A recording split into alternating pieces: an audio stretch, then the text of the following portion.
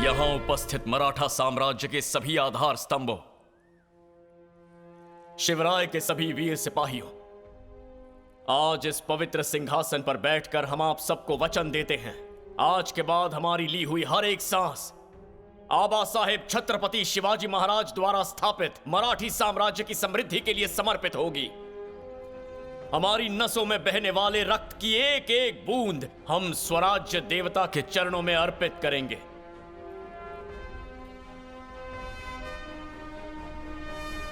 भले ही यवनों के सबसे बड़े राजा औरंगजेब के कदम दक्कन की ओर बढ़े, हमारे रहते उसे मराठा साम्राज्य पर अधिकार नहीं जमाने देंगे।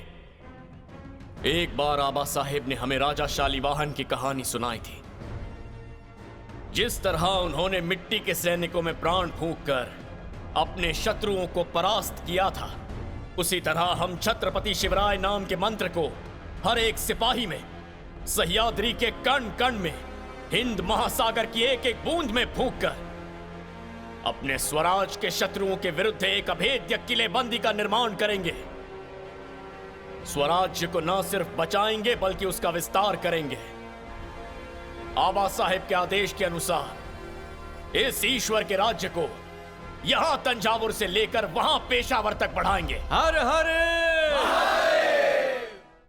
महान छत्रपति शिवाजी महाराज यानी हमारे पिता के स्वर्गवास के बाद शत्रुओं को यह भ्रम हो गया है कि मराठा राज्य का पतन हो चुका है। शिवराय के बाद उनके सूर्य का अस्त हो चुका है। उनके इस भ्रम को हमें भेदना होगा। भले ही शिवराय ना हो, पर उनका अंश संभाजी अब इस सिंहासन पर विराजमान हो चुका है। हरो हरो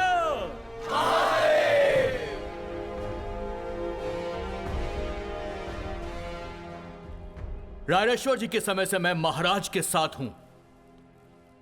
आज उनका साक्षात प्रतिबिंब देख रहा हूं। मित्रों, ऐसा पराक्रम दिखाएंगे कि शत्रुओं की आंखें चकाचौंध हो जाएंगी। उन फन उठाने वाले सर्प समान शत्रुओं को पैरों तले कुचल देंगे। और उसके लिए स्वराज्य का मान बदलने के लिए हमें साहसिक अभियान चलाने होंगे। हम सब लंबे समय तक स्वराज्य से दूर होंगे और ऐसे में स्वराज्य को संभालने के लिए हमारे विचार के मुताबिक कोई ऐसा व्यक्ति चाहिए जो इसे मां की ममता दे सके।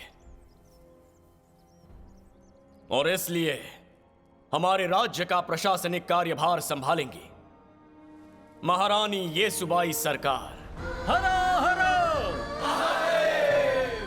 ज्योत्या जी। जी।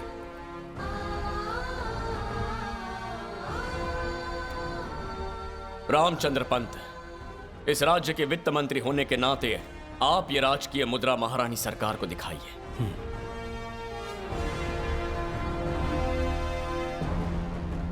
महारानी सरकार,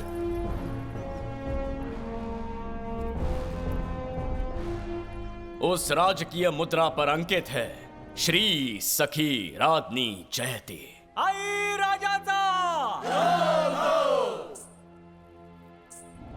सिद्ध कर दिया आपने, आप छत्रपति शिवराय की बहू हैं। हमने कहा अपने लिए कुछ मांग लीजिए, तो आपने प्रजा की भलाई के लिए मांगा। इतिहास पर अपनी छाप छोड़िएगा महारानी सरकार।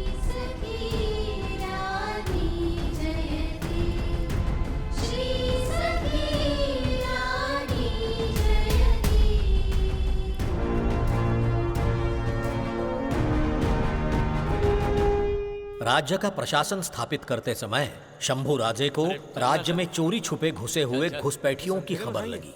उन्हें ढूंढते हुए शंभू राजे रायगढ़ के पास एक वीरान मंदिर में पहुंच गए। मानो उस मंदिर की देवी ने उन्हें स्वयं आमंत्रित किया। चल जल्दी से भाकरी खिला। हाँ, ये देखो, आई ने भाकरी के साथ कोई भाजी ही नहीं दी।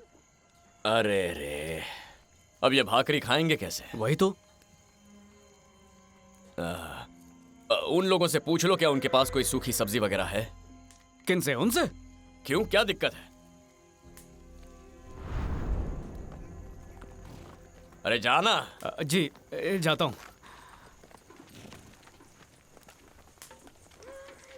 ए मित्रा, तुम्हारे पास कोई भाजी वाजी है? अरे अरे अरे, क्या ये? माँ के मंदिर में ये मांस? ए लड़के, चिल्ला क्यों रहे हो? खाना है तो खाओ, नहीं तो जाओ यहाँ से। ये ऐसा कैसा जवाब दे रहा है? वैसे हो कौन तुम लोग? क्या किधर से आए हो तुम लोग सब? तुमको क्या करना है? चल निकल यहाँ से।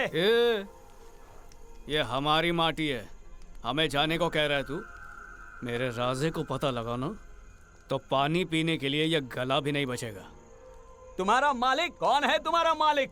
हमारे राजे रायगढ़ में रहते हैं। कौन है वो? शिवाजी? वो तो कब का गुजर गया। जिंदा था तब हमारे आका आलमगीर औरंगजेब को बड़ा सताया करता था। नामाकुल।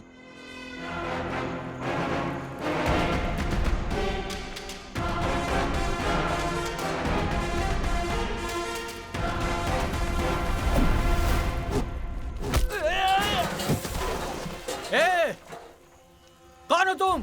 परम प्रतापी छत्रपति शिवाजी महाराज का पुत्र।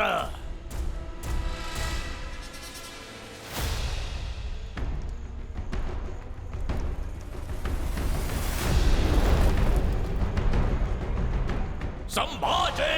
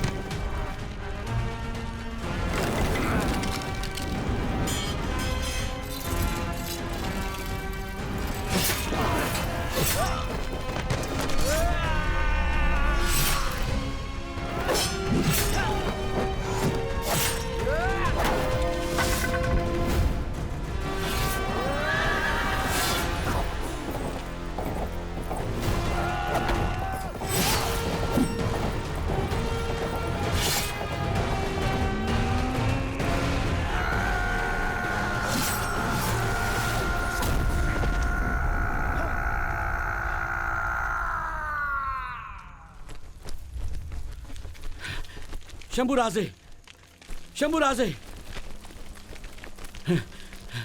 आप ठीक हो ना? हाँ, माँ भवानी की कृपा से हम एकदम ठीक है मामा। हाँ, लेकिन इतना बड़ा खतरा क्यों उठाया? आकर मुझे बताना चाहिए था ना, अगर आपको कुछ हो जाता तो। और ये सब लोग कौन हैं? यहाँ के तो नहीं लगते। राज्याभिषेक के समय से हम पर नजर रखे बैठे थे। ये उस औरंग्या के गुप्तचर हैं। बहीर जी काका ने समय रहते हमें चेता दिया तो खत्म कर दिया इन्हें। वैसे हमीर मामा, हाँ? आबा साहिब ने सभी मंदिरों में दान पत्र दिए थे। हमें भी उनके पद चिन्हों पर चलते हुए जल्द से जल्द इस मंदिर का जीर्णोद्धार शुरू कर देना चाहिए।